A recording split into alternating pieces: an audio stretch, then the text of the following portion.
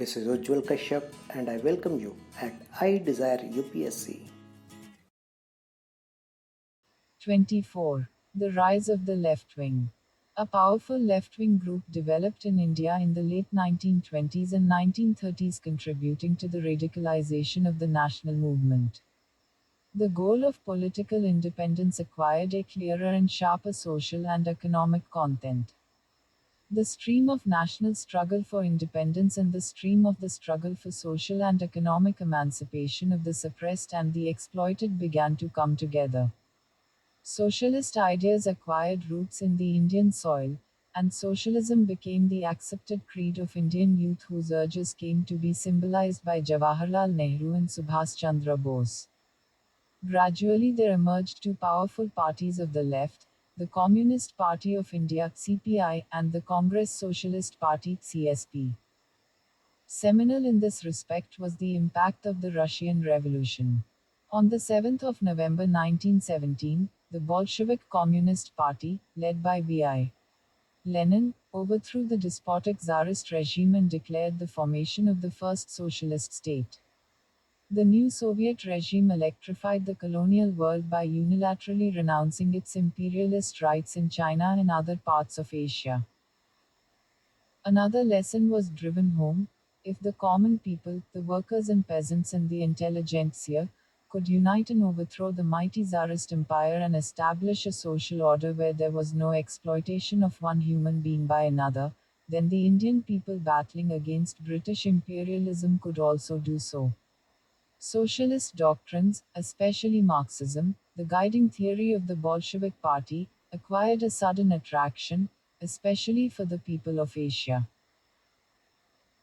Bipin Chandra Pal, the famous extremist leader, wrote in 1919, "Today, after the downfall of German militarism, after the destruction of the autocracy of the Tsar, there has grown up all over the world a new power, the power of the people determined to rescue their legitimate rights, the right to live freely and happily without being exploited and victimized by the wealthier and the so-called higher classes."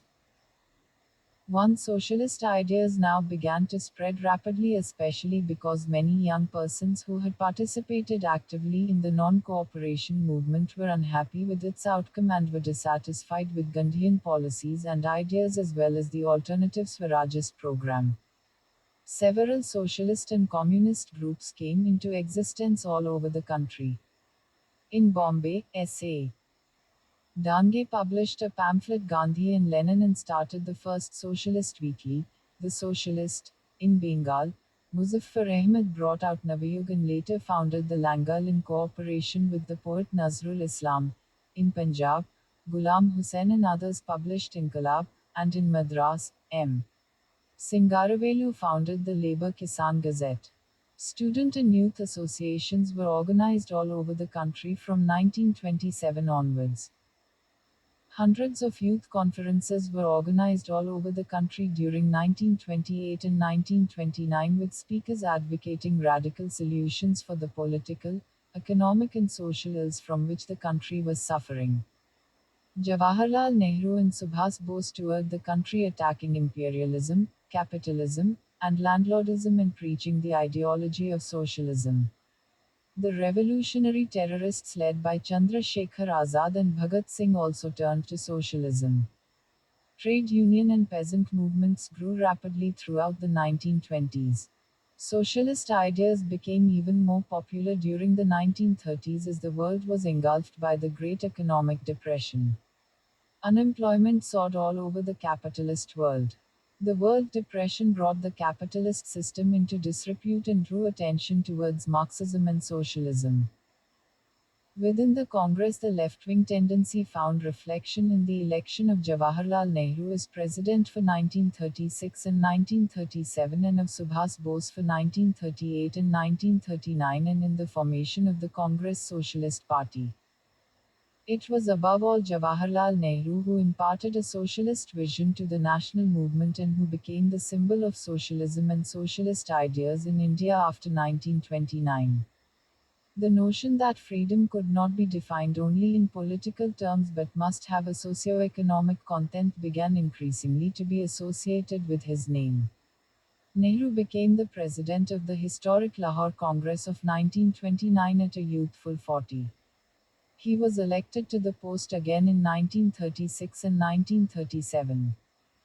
As president of the Congress and as the most popular leader of the national movement after Gandhiji, Nehru repeatedly toured the country, traveling thousands of miles and addressing millions of people. In his books Autobiography and Glimpses of World History articles and speeches, Nehru propagated the ideas of socialism and declared that political freedom would become meaningful only if it led to the economic emancipation of the masses. It had to, therefore, be followed by the establishment of a socialist society. Nehru thus molded a whole generation of young nationalists and helped them accept a socialist orientation. Nehru developed an interest in economic questions when he came in touch with the peasant movement in eastern UP in 1920-21. He then used his enforced leisure in jail, during 1922-23, to read widely on the history of the Russian and other revolutions. In 1927, he attended the International Congress Against Colonial Oppression and Imperialism, held at Brussels, and came into contact with communists and anti-colonial fighters from all over the world. By now he had begun to accept Marxism in its broad contours.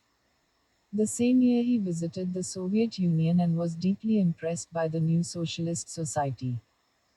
On his return, he published a book on the Soviet Union on whose title page he wrote Wordsworth's famous lines on French Revolution. Bliss was it in that drawn to be alive, but to be young was very heaven. Jawaharlal returned to India, in the words of his biographer S. Gopal, a self-conscious revolutionary radical. 2. In 1928, Jawaharlal joined hands with Subhas to organize the Independence for India League to fight for complete independence and a socialist revision of the economic structure of society.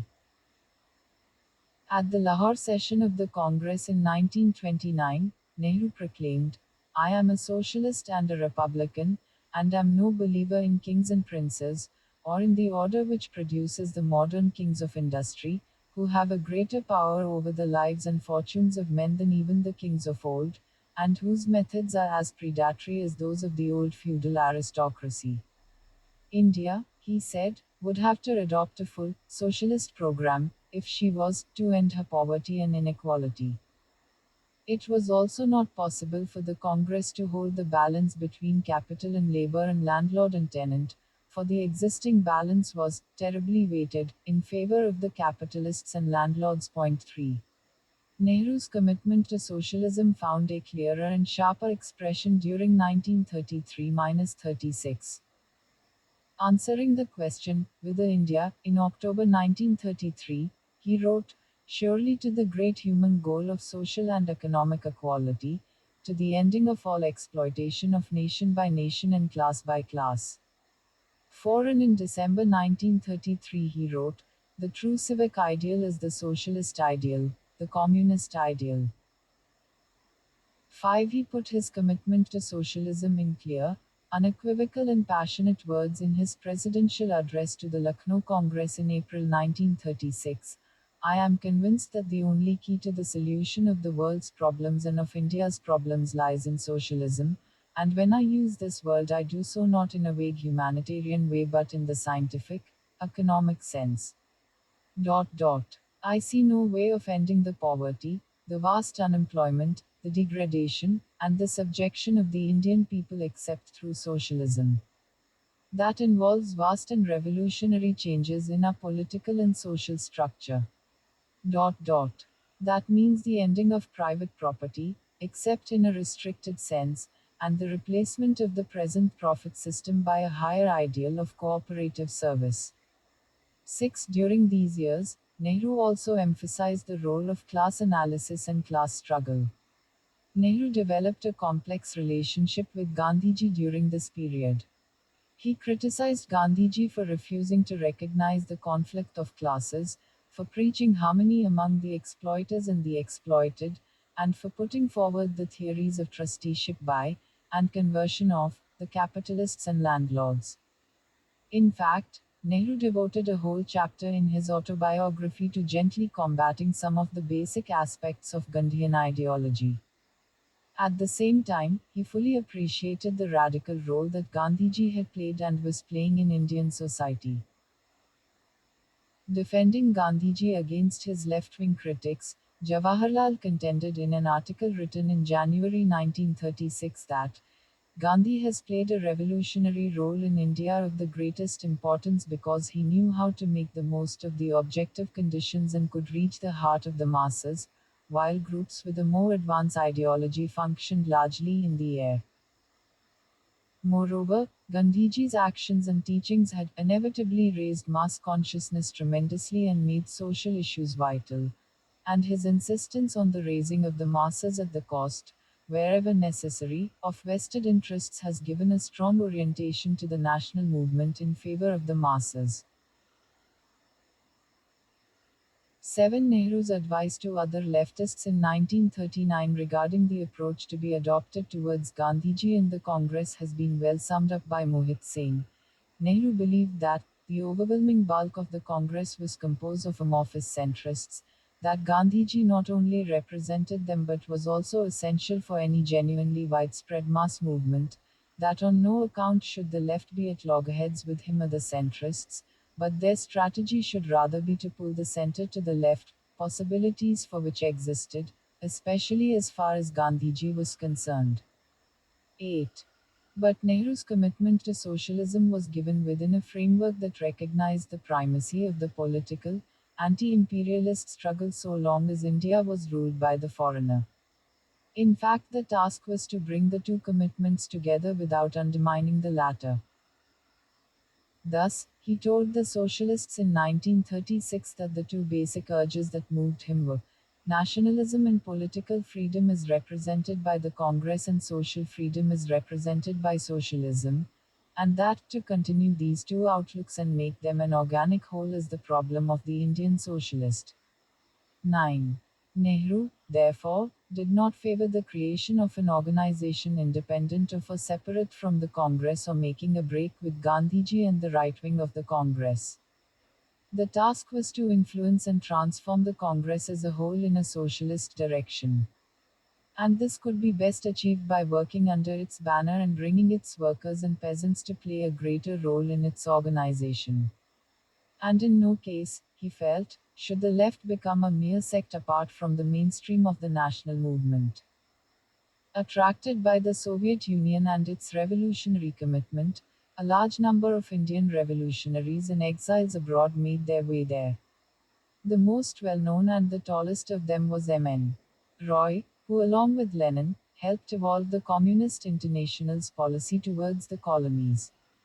7 such Indians, headed by Roy, met at Tashkent in October 1920 and set up a Communist Party of India. Independently of this effort, as we have seen, a number of left-wing and communist groups and organizations had begun to come into existence in India after 1920. Most of these groups came together at Kanpur in December 1925 and founded an All India organization under the name the Communist Party of India (CPI). After some time, S.V. Ghate emerged as the General Secretary of the party. The CPI called upon all its members to enroll themselves as members of the Congress, form a strong left wing in all its organs, cooperate with all other radical nationalists, and make an effort to transform the Congress into a more radical mass-based organization. The main form of political work by the early communists was to organize peasants and workers' parties and work through them. The first such organization was the Labour Swaraj Party of the Indian National Congress organized by Muzaffar Ahmed, Qazi Nazrul Islam, Hemanta Kumar Sarkar, and others in Bengal in November 1925. In late 1926, a Congress Labour Party was formed in Bombay and a Kirti Kisan Party in Punjab. A Labour Kisan Party of Hindustan had been functioning in Madras since 1923. By 1928, all of these provincial organizations had been renamed the Workers' and Peasants' Party (WPP) and knit into an All India Party, whose units were also set up in Rajasthan, up in Delhi. All communists were members of this party. The basic objective of the WPPs was to work within the Congress to give it a more radical orientation and make it the party of the people, and independently organize workers and peasants in class organizations, to enable first the achievement of complete independence and ultimately of socialism. The WPPs grew rapidly, and within a short period, the communist influence in the Congress began to grow rapidly, especially in Bombay. Moreover, Jawaharlal Nehru and other radical congressmen welcomed the WPPS's efforts to radicalize the Congress.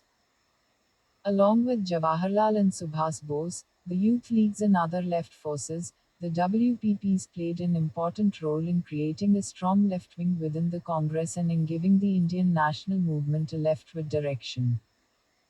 The WPPs also made rapid progress on the trade union front and played a decisive role in the resurgence of working class struggles during 1927-29, as also in enabling in communists to gain a strong position in the working class.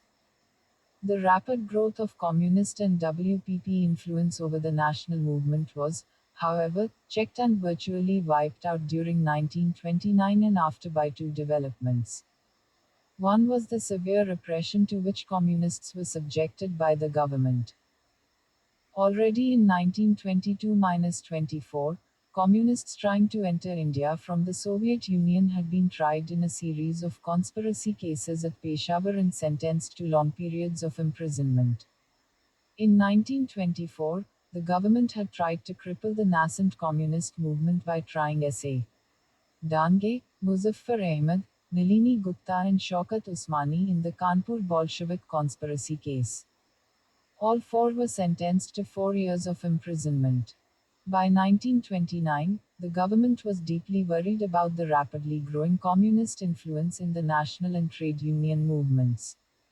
It decided to strike hard.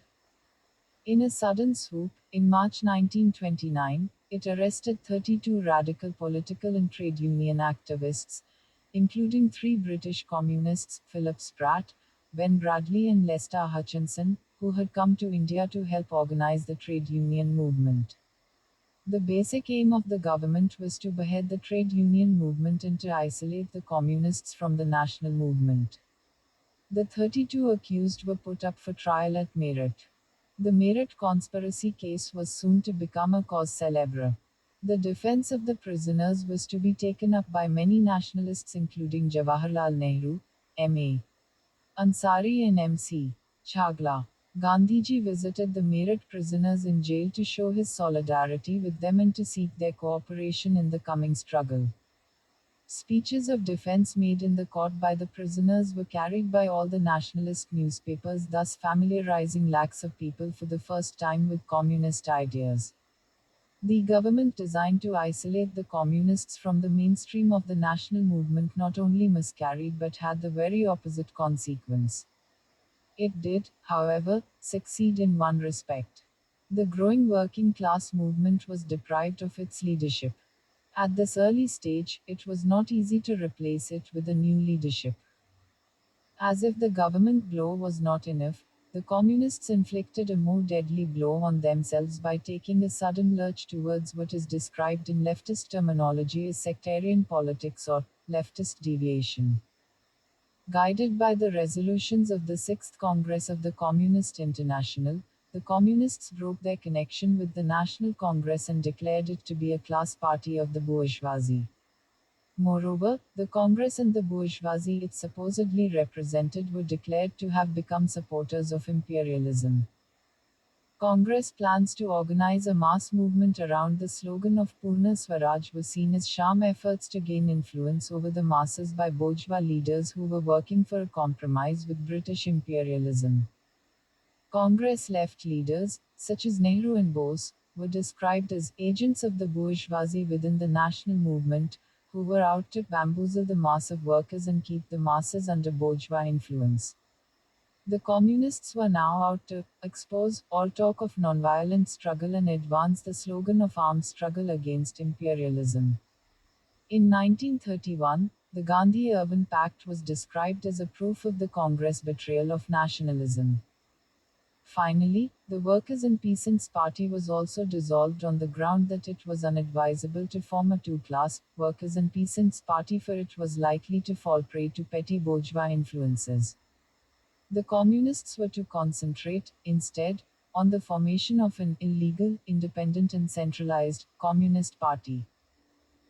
The result of this sudden shift in the Communists' political position was their isolation from the national movement at the very moment when it was gearing up for its greatest mass struggle and conditions were ripe for massive growth in the influence of the left over it.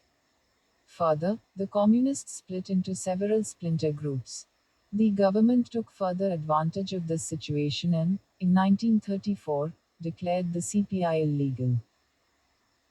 The communist movement was, however, saved from disaster because, on the one hand, many of the communists refused to stand apart from the civil disobedience movement, CDM, and participated actively in it, and, on the other hand, socialist and communist ideas continued to spread in the country.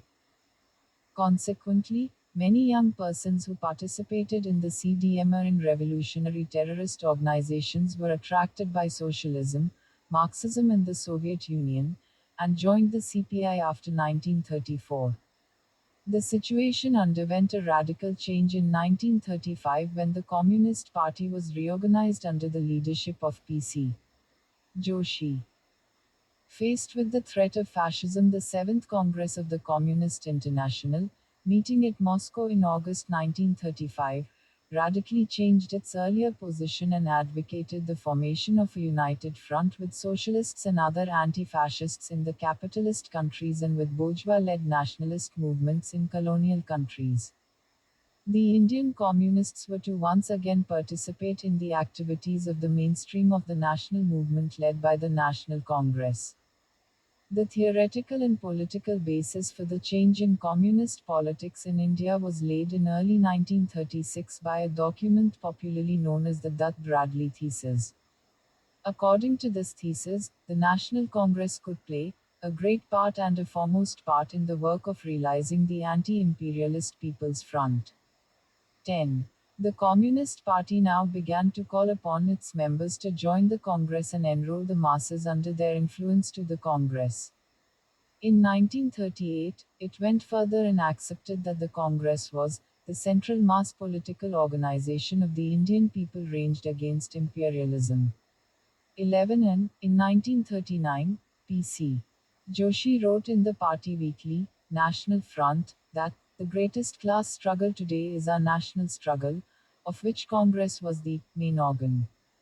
12. At the same time, the party remained committed to the objective of bringing the national movement under the hegemony of the working class, that is, the Communist Party. Communists now worked hard inside the Congress. Many occupied official positions inside the Congress district and provincial committees. Nearly 20 were members of the All India Congress Committee. During 1936-42, they built up powerful peasant movements in Kerala, Andhra, Bengal and Punjab. What is more important, they once again recovered their popular image of being the most militant of anti-imperialists.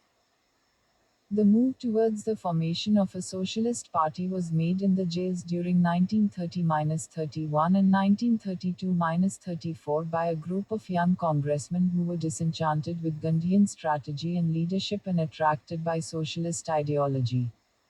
Many of them were active in the youth movement of the late 1920s. In the jails they studied and discussed Marxian and other socialist ideas. Attracted by Marxism, Communism and Soviet Union, they did not find themselves in agreement with the prevalent political line of the CPI. Many of them were groping towards an alternative. Ultimately they came together and formed the Congress Socialist Party (CSP) at Bombay in October 1934 under the leadership of Jayaprakash Narayan, Acharya Narendra Dev and Minu Masani.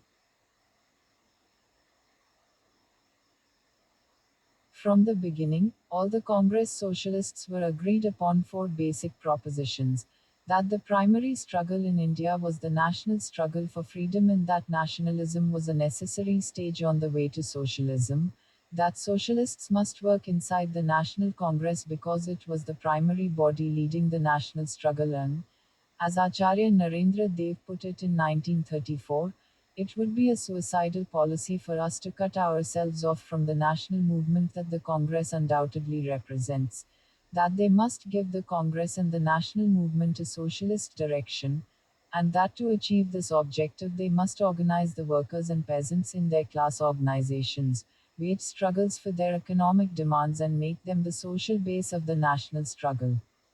13. The CSP from the beginning assigned itself the task of both transforming the Congress and of strengthening it.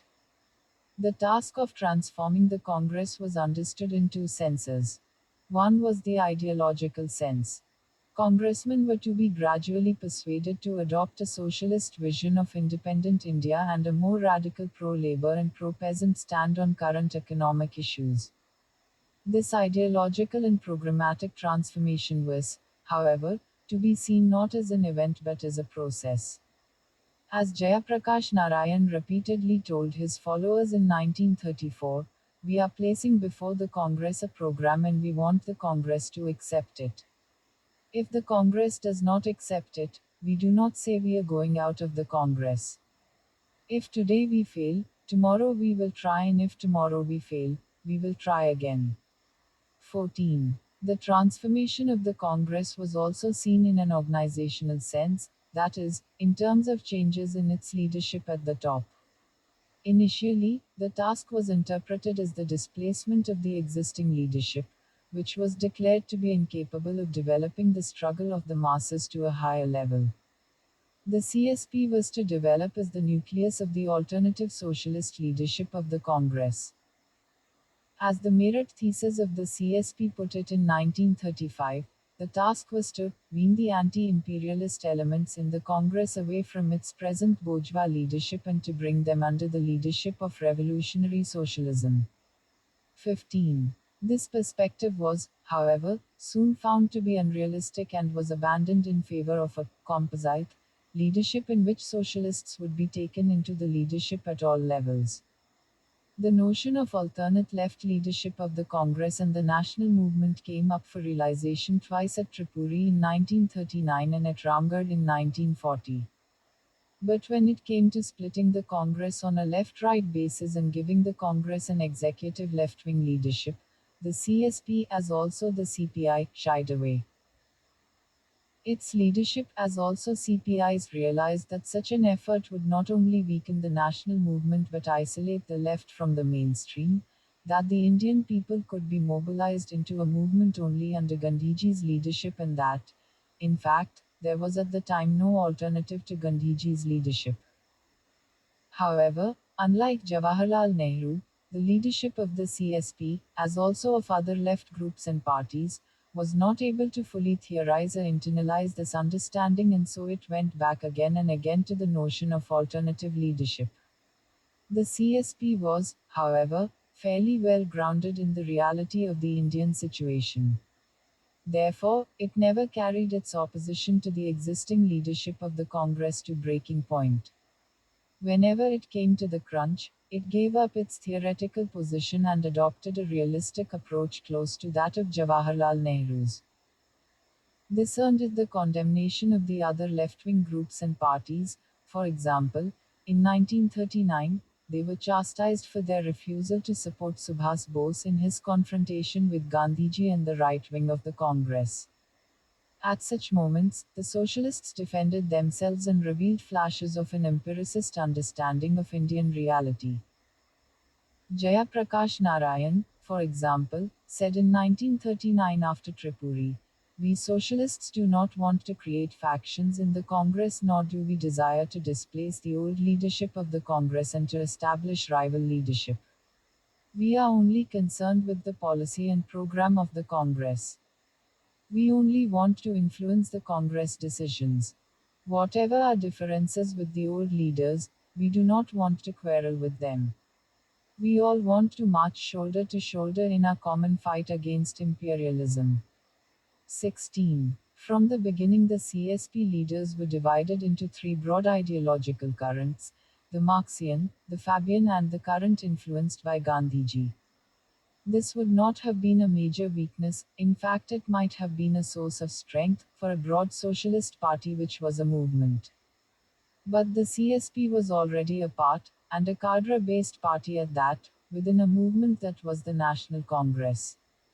Moreover, the Marxism of the 1930s was incapable of accepting as legitimate such diversity of political currents on the left. The result was a confusion which plagued the CSP till the very end.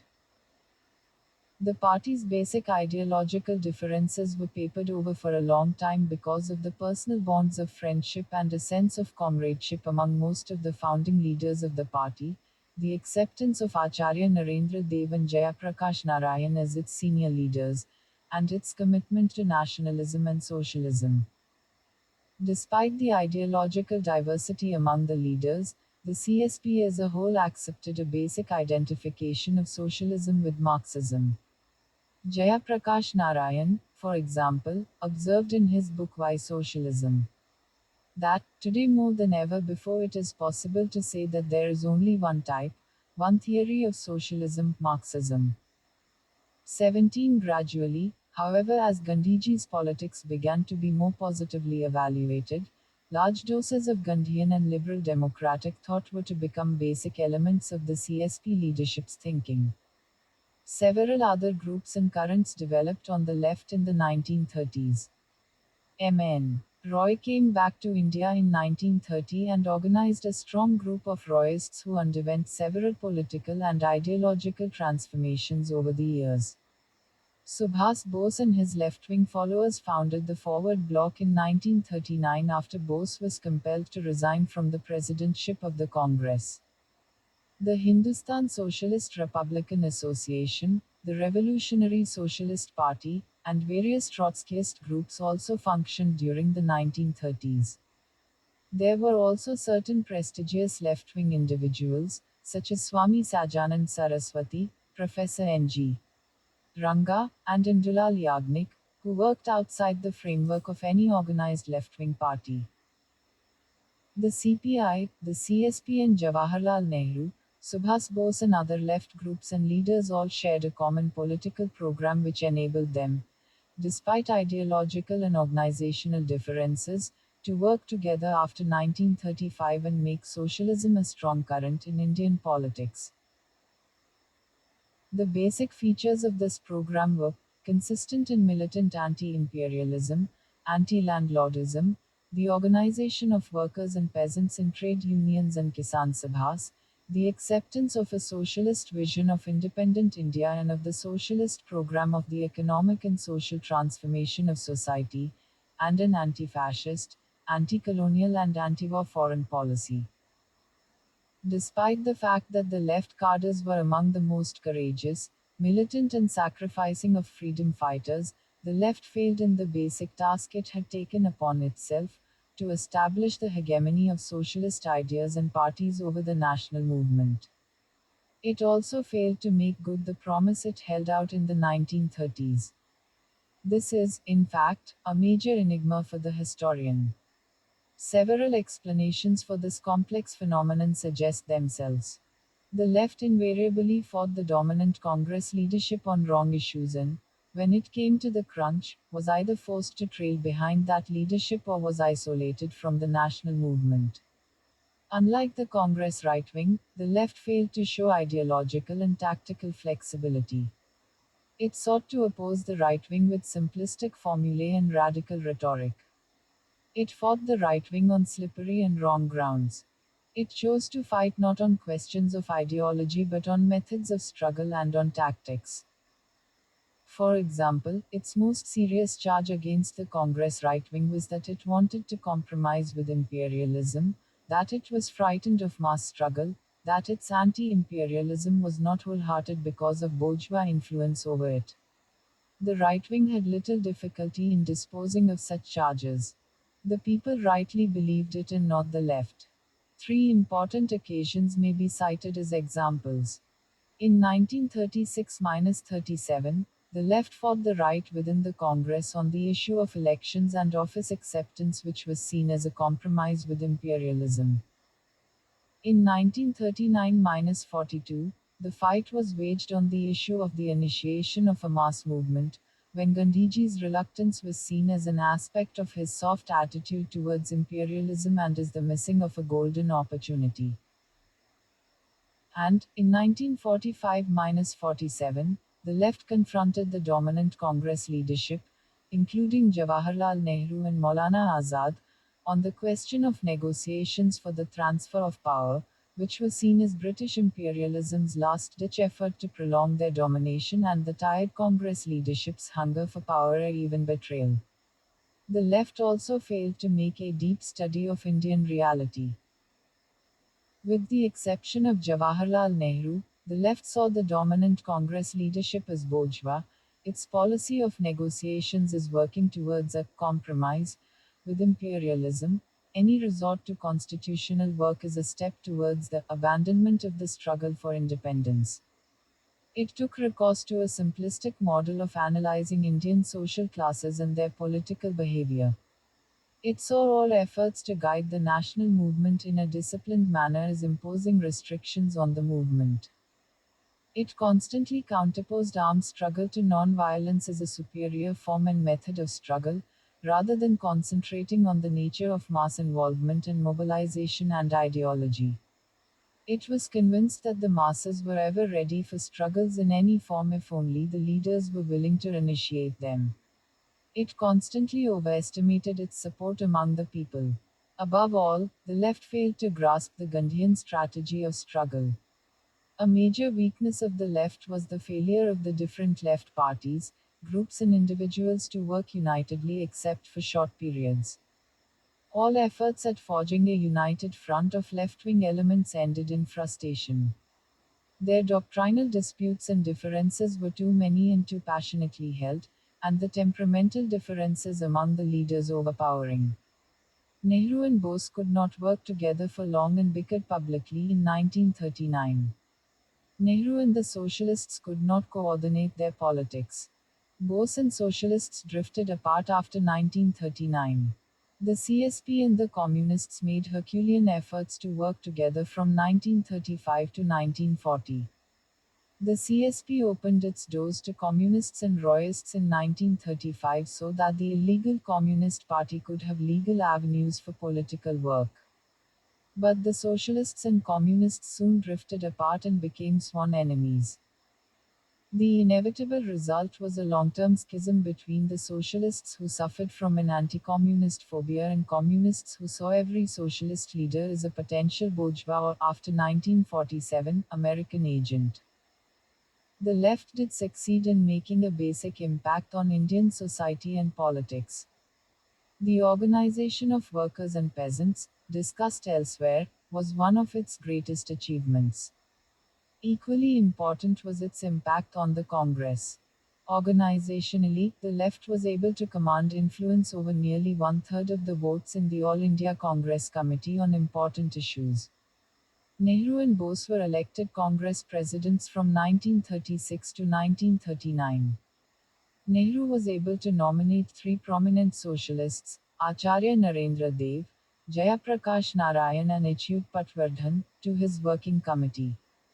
In 1939, Subhas Bose, as a candidate of the left, was able to defeat Pattabhi Sitaramaiah in the presidential election by a majority of 1580 to 1377. Politically and ideologically, the Congress as a whole was given a strong left orientation. As Nehru put it, Indian nationalism had been powerfully pushed towards vital social changes, and today it hovers, somewhat undecided, on the brink of a new social ideology. 18. The Congress, including its right wing, accepted that the poverty and misery of the Indian people was the result not only of colonial domination but also of the internal socio-economic structure of Indian society, which had, therefore, to be drastically transformed. The impact of the left on the national movement was reflected in the Resolution on Fundamental Rights and Economic Policy passed by the Karachi session of the Congress in 1931, the resolutions on economic policy passed at the FASPA session in 1936, the election manifesto of the Congress in 1936, the setting up of a national planning committee in 1938, and the increasing shift of Gandhiji towards radical positions on economic and class issues. The foundation of the All India Students' Federation and the Progressive Writers' Association and the convening of the first All India States's People's Conference in 1936 were some of the other major achievements of the left. The left was also very active in the All India Women's Conference. Above all, two major parties of the left, the Communist Party and the Congress Socialist Party, had been formed and were being built up. Discussed in chapters 23, 25 and 39.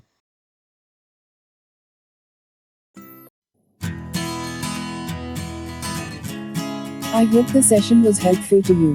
If you want to support us, you can subscribe to our channel, share it with your friends and other learners interested. Catch you in our next session. As of now, thank you. Jai Hind.